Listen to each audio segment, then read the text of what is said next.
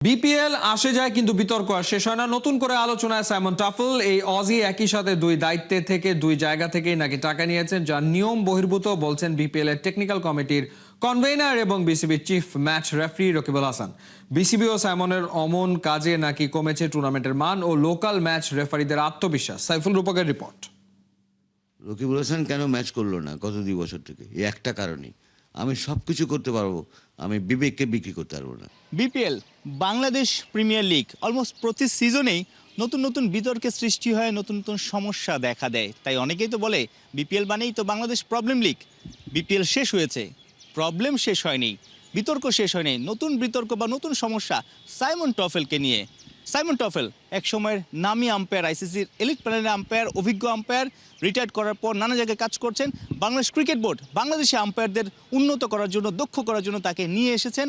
কিন্তু বিপিএলের সময় হলো উল্টো, অর্থাৎ তাকে বিপিএলের যে টেকনিক্যাল কমিটি সেখানকার অ্যাডভাইজার বা সদস্য হিসেবে রেখেছে, আবার তিনি ম্যাচ রেফারিংয়ের দায়িত্ব পালন করেছেন। অর্থাৎ ম্যাচ রেফারি, টেকনিক্যাল কমিটির সদস্য, একজনই দুই কাজ করে কনফ্লিক্ট অফ ইন্টারেস্টের যে বিষয়টা সেটা জন্ম দিয়েছেন। আইনগতভাবে ওখানে থাকা উচিত ছিল না।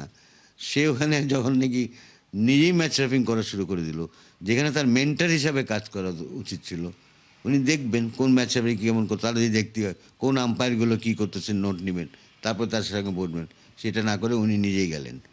তো সেইটা করতে যেয়ে আমাদের এরা ডিপ্রাইভড হয়েছে। টেকনিক্যাল কমিটির সদস্য হিসেবে সেখান থেকে একটা সম্মানই পাবেন বা পেয়েছেন, আবার তিনি ম্যাচ রেফারিং করেও আসলে টাকা পেয়েছেন, অর্থাৎ দুই জায়গা থেকেই টাকা নিয়েছেন একই দিনে। টেকনিক্যালি তো এটা কনফ্লিক্ট অফ ইন্টারেস্ট, কোনো সন্দেহ নাই। এবং এইভাবে যদি হয়, রকিবুল হাসান কি দোষ করেছিল? রকিবুল হাসান কেন ম্যাচ করলো না গত 2 বছর থেকে? এই একটা কারণেই। কারণ ম্যাচ রেফারি যখন নাকি ম্যাচ করে, সে ম্যাচে বিভিন্ন জিনিস নিয়ে রিপোর্ট করে।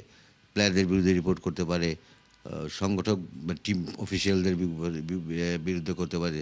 তো যাদের বিরুদ্ধেই করে, সেটা যদি যার বিরুদ্ধে করা হয়েছে বা তার যদি সেটা মনোপুত না হয়, তখন তার আপিল করার সুযোগ থাকে। সিরিয়াস অ্যাপিল সে আনতে পারে যে আমি এটা মানলাম না, আমি আপিল করলাম। কোথায় আপিলটা করবে? আপিলটা করবে টেকনিক্যাল কমিটিতে। তো সেই টেকনিক্যাল কমিটি সেটা তখন বিচার করবে, রায় দিবে। তো সেই টেকনিক্যাল কমিটিতে যদি সেই ব্যক্তিই থাকে যে নাকি ফাইন করেছে, যে ম্যাচ রেফারি হিসাবে সে কাজটা করেছে, তাহলে এটাকে কী বলবেন আপনি? এটা হয় না। আপনি তো বিপিএল এর টেকনিক্যাল কমিটির কনভেনার ছিলেন, আপনার অধীনে বলা যায় সাইমন টফেল অ্যাডভাইজার বা সদস্য হিসেবে ছিলেন।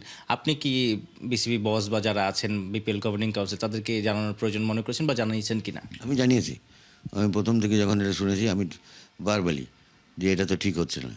এটা আমি প্রেসিডেন্টকেও জানিয়েছি। এটা আমি আমাদের যে ডিপার্টমেন্ট চেয়ারম্যান জনাব মিঠু, ওনাকেও এটা জানানো হয়েছে যে এটা তো হচ্ছে, এটা ঠিক না।